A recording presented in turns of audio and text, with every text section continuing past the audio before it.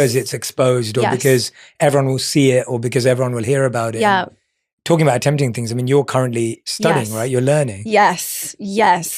Well, two things I want to say there is, I think in a way I was I'm someone who's always cared about vulnerability and authenticity, but I think I was also forced into it to a degree that maybe even I wasn't ready for, and that like I just started so young that like I had to learn in public. I had to make mistakes in public and say, oh, okay, now I've learned this. And I had to be willing to go back and be like, like there were some gaps here.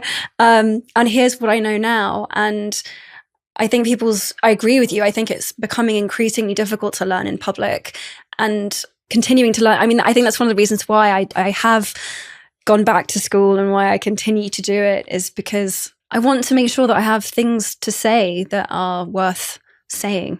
And I think you can only do that if you take a minute sometimes and listen to some people who aren't you, and like not just the sound of my own wonderful voice. So yeah, it's been great. And I think also I wanted to be inspired. I think my favorite piece has been being around young people who still believe that the world is malleable and things are changeable, and that like anything can be done is such important energy.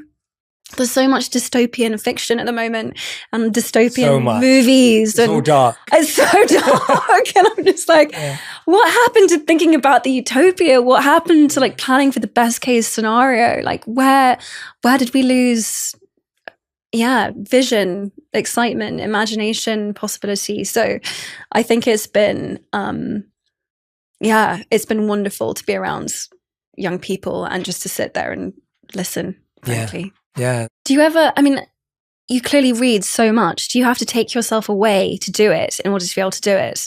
Do you have to cordon off time? Like, how are you still managing to study and learn? Because that seems like it's important to you. Yeah, you reminded me as you were talking of one of my spiritual teachers, my monk teacher, who always said to me, if you want to move 3 steps forward, you have to go 3 steps deep first. Whoa. And what I found often in my life is I'm trying to go 4 steps forward, and I haven't yet gone 4 steps deep. And so it's almost like, this is probably a terrible analogy, but maybe I'm thinking of the movie The Substance. I don't know if you watched it. I didn't see it. Okay, fine. Okay, terrible. Let's remove it. No. Let's forget about it.